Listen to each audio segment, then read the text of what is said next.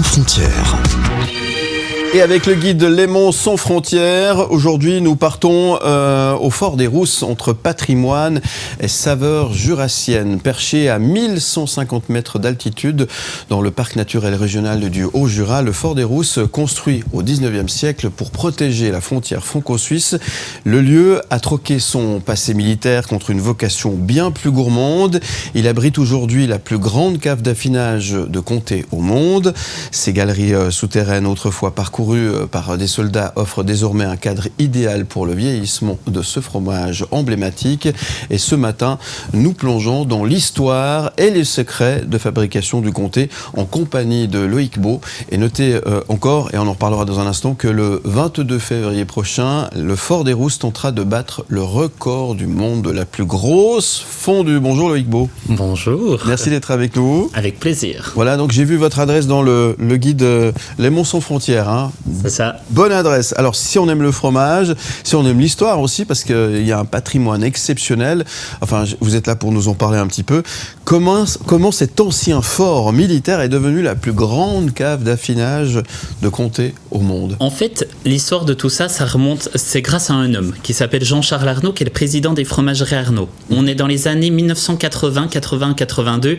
Jean-Charles Arnaud est instructeur d'escalade pour le 23e régiment d'infanterie dans un fort qui s'appelle le Fort des Rousses. Voilà. Et déjà à ce moment-là, il voyait bien à travers le fort cette ambiance qui existait. Et il s'est dit, on pourrait y faire autre chose d'autre qu'un fort militaire. Il faudra attendre la réforme militaire pour qu'il achète ce fort pour le transformer en cave d'affinage. Ouais. Et ce fort, il est mythique parce qu'il est placé où il est placé, et c'est exceptionnel. C'est vraiment à la frontière, quoi. C'est un vrai emplacement stratégique parce que quand Napoléon passe aux Rousses en 1800, il voit bien que cette vallée de Joux entre Valorbe et les Rousses est un point d'attaque stratégique. Parce que par le lac de Joux, on rejoint le lac Léman, mais on rejoint aussi le Rhin, le Rhône et le Danube, tous les plus grands affluents.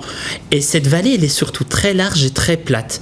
Donc il faut protéger ce territoire en construisant un fort à un point stratégique, les Rousses. Ouais, c'est un peu le centre du monde, quoi. C'est ça que vous nous dites? Ah bah bien entendu, c'est le berceau de l'humanité, les Jura. Quelles sont les conditions idéales donc, pour l'affinage du comté dans ces galeries souterraines? C'est justement les bonnes conditions, hein, c'est ça? C'est ça. En fait, la spécificité du fort, c'est que la totalité de nos caves, elles sont voûtées en pierre, ce qui nous permet d'avoir ce mouvement d'air naturel où l'air chaud remonte au centre, redescend de chaque côté avant de repartir dans le même cycle.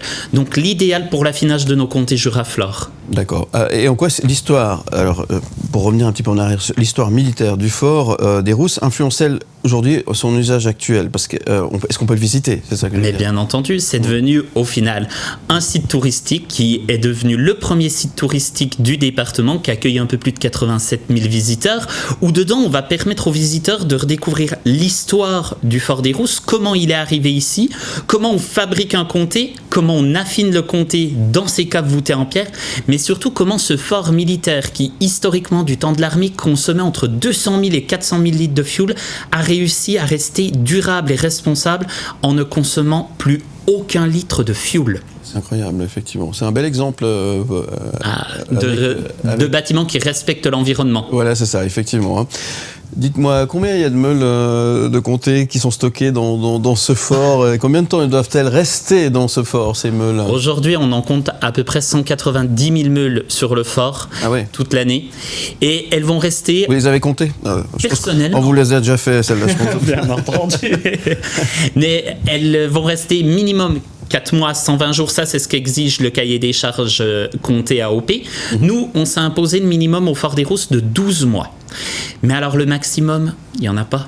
L'affinage se termine quand son optimum goût est atteint. Et l'optimum goût, il peut être atteint à 12, 18, 24, voire plus. D'accord. Donc c'est vraiment ce qu'on appelle un fleuron du Jura. Hein. Et alors, est-ce qu'on peut venir découvrir les secrets de fabrication? Non, pas les secrets, mais en tous les cas la recette peut-être. La magie, découvrir la technique, oui. On est ouvert toute l'année aux visites. Les réservations, c'est sur le site internet www.fortdesrousses.com. On accueille avec grand plaisir. Ouverture 7 jours sur 7, donc il y a de quoi se faire plaisir. Ouais. C'est un bel endroit. Hein. C'est un bon moment à passer effectivement. Et si on aime l'histoire, hein, on va quand même un petit peu tomber les chaussettes, comme on dit, hein, parce que c'est impressionnant ce qui s'est passé à cet endroit. C'est impressionnant, et ce qui est aussi impressionnant, c'est cette volonté, malgré les agrandissements des nouvelles caves, la volonté de M. Arnaud de garantir des bâtiments en voûte de pierre. Les images qu'on voit actuellement, c'est du neuf, ça date de 2014. Pour autant, il a souhaité retrouver de la pierre, de la voûte, comme ça l'était au moment de la construction du Fort des Rousses. Donc on a réussi à mêler du moderne avec de l'ancien, mais avec les mêmes techniques et le même savoir-faire. Ouais, et c'est passionnant et c'est ouvert à tout le monde, évidemment. Et vous avez un événement, alors le 22 février prochain, le fort tentera le record de la plus grosse fondue. Alors quel est l'objectif et comment sera-t-elle réalisée là? Parce que là, vous parlez d'une région où la fondue, ça se fait avec du gruyère et avec pour la moitié-moitié avec du vacherin fribourgeois. Là, on peut la faire au comté. Au comté, 100% comté. Mais parce que le record du monde, aujourd'hui, il est détenu par qui? Par chez vous. Ah oui, par chez nous, par la Suisse. Donc vous allez essayer de nous battre, c'est ça? Étant donné que le Fort des Rousses est à portée de canon de vin surtout, et de caclon, on va tenter de battre le record. Aujourd'hui, le record, il est détenu à peu près pour 1400 kilos de fondu. Ouais. Et nous, on fait rien dans la demi-mesure, donc du coup, ça va être 2 tonnes 39 de fondu à manger. Le 39, le clin d'œil pour le numéro du département du Jura. Évidemment. Et c'est le 22 février, c'est aussi ouvert à tout le monde. Hein. Et c'est ouvert à tout le monde. On devrait arriver à remettre quelques places à la vente à la dernière minute, mais pour le moment, l'événement affiche complet. Bon, ça s'annonce plutôt bien pour vous. Y a-t-il d'autres événements, d'autres projets qui se profilent à l'horizon justement pour le Fort des Rousses? Pour le Fort des Rousses, oui, on va avoir à nouveau cet automne le concert de musique classique, et cet automne, on va accueillir le championnat du monde de dégustation de vin au Fort des Rousses. 45 équipes venant de 45 pays différents qui vont se donner rendez-vous au Fort des Rousses début octobre. Voilà. Et c'est pas très loin, on l'a compris. Il suffit de prendre la route de la vallée de Joux. C'est ça. Et puis on y est tout de suite, quoi. C'est ça. Ou sinon, on prend le train de Pignon, on remonte à la Cure, et puis après, il reste un petit kilomètre à pied. Voilà, très bien aussi. Et prenez le train aussi, c'est plutôt pas mal, effectivement. Entre histoire et gastronomie, comment ce site contribue-t-il à l'identité du Jura? En 2 mots, qu'est-ce que vous pourriez dire?